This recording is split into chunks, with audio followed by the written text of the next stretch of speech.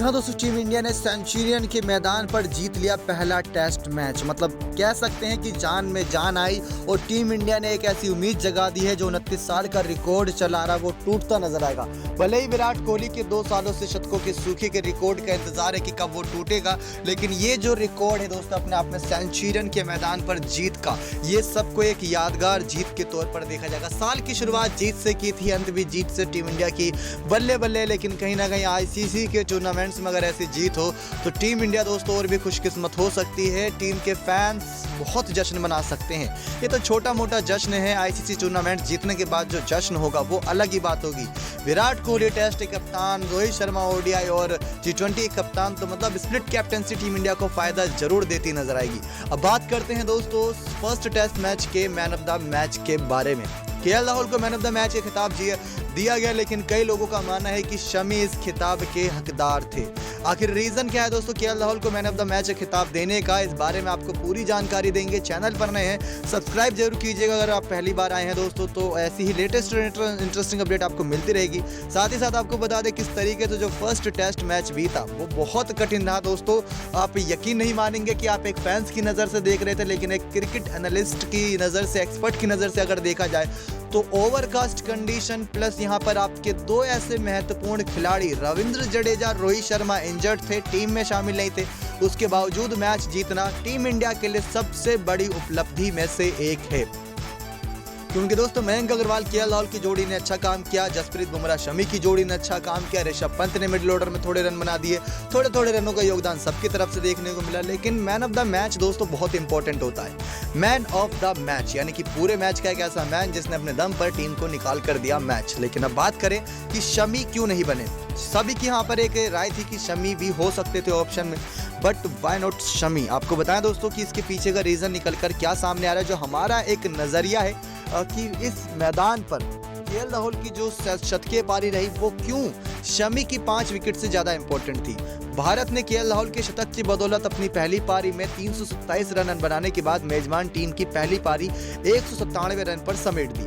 KL Rahul ने 260 गेंदों का सामना करते हुए अपनी शानदार पारी में 17 चौके और 1 छक्का जड़ा और उन्होंने 123 रन बनाए। लेकिन गारंटी से कह सकता हूं दोस्तों कि अगर केएल राहुल के बल्ले से ये पारी नहीं आती तो ये जो 5वें दिन तक खेल चला है, अगर बारिश नहीं होती तो 3 या फिर 3.5 दिन में ये टेस्ट मैच कब का खत्म हो चुका होता, जिस तरीके की गेंदबाजी हो रही थी इस मैदान पर। पहली बात तो ये दोस्तों केएल राहुल उप कप्तान थे, रोहित शर्मा की गैर मौजूदगी में उनको उप कप्तानी सौंपी गई, तो वो उनके लिए बहुत बड़ा रोल था। पहली बार टेस्ट मैच में उप कप्तानी कर रहे हैं, टेस्ट मैच में जहां खिलाड़ी सिर्फ खेलने का सपना देखते हैं वहां पर केएल राहुल उप कप्तानी कर रहे हैं, तो ये उनके लिए बड़ी बात थी।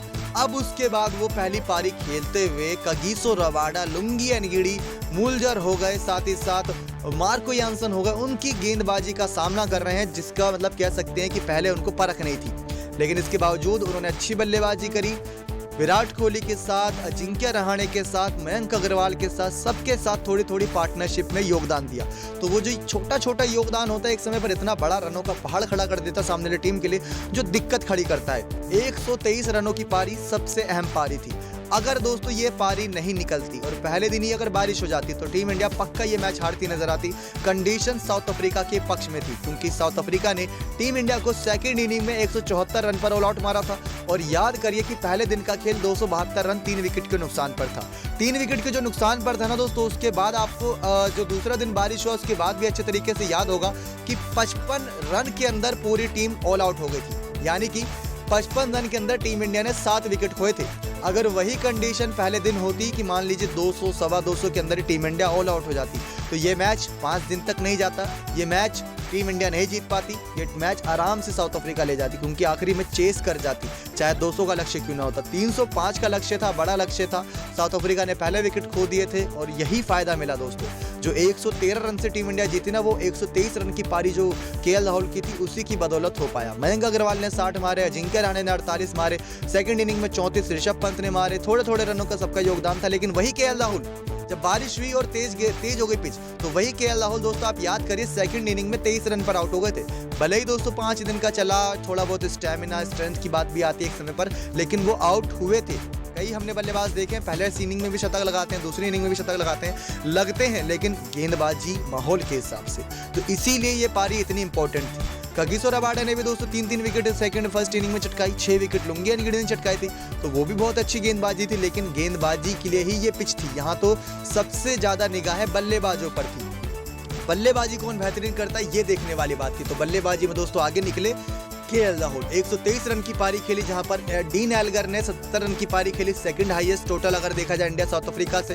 थर्ड हाईएस्ट थी दोस्तों मयंक अग्रवाल की 60 रन की, और उसके बाद जो फोर्थ हाईएस्ट थी वो तो 52 रन की तेम्बा बबुआमा, और पांचवी जो हाईएस्ट रनों की पारी थी वो थी अजिंक्य रहाणे की 48 रन की।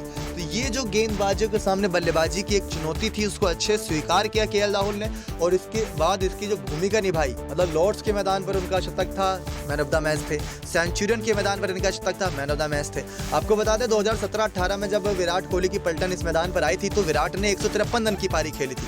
पारियां निकलती हैं, लेकिन कठिन सिचुएशन, बारिश, ओवरकास्ट कंडीशन, ध्यान हटना, तो वो सब चीज़ें लगा रहता है मैदान पर, लेकिन इन सब चीज़ों पर फोकस जो पार पाना कहते हैं वो करके दिखाया केएल राहुल ने।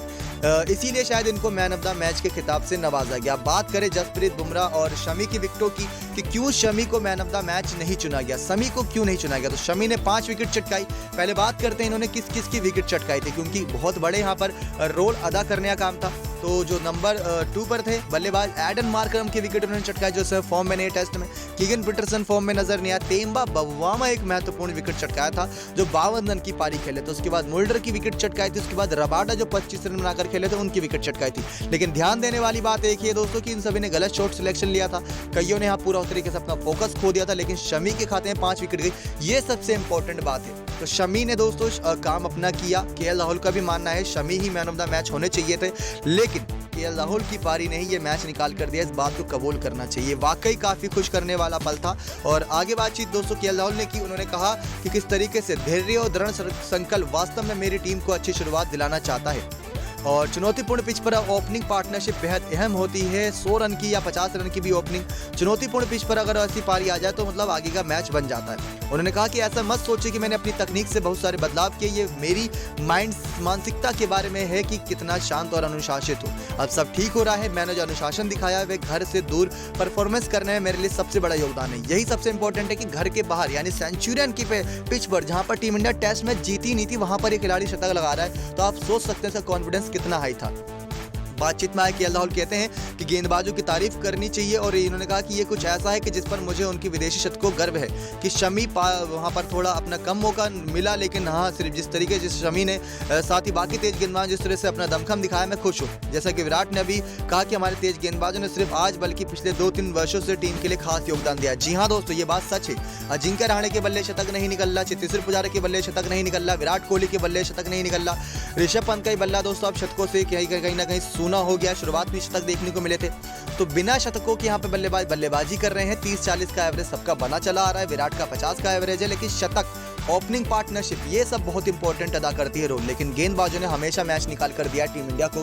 372 रन से न्यूजीलैंड जीते से ऐतिहासिक जीत थी, तो वहां पर भी गेंदबाजों की महत्वपूर्ण भूमिका थी। यही दोस्तों फर्क है क्यों केएल राहुल को बनाया गया मैन ऑफ द मैच का खिताब से नवाजा गया। तो आप क्या राय दोस्तों की क्या सचमुच शमी को मिलना चाहिए था या फिर केएल राहुल सही है? कमेंट्स करके अपनी राय दीजिएगा।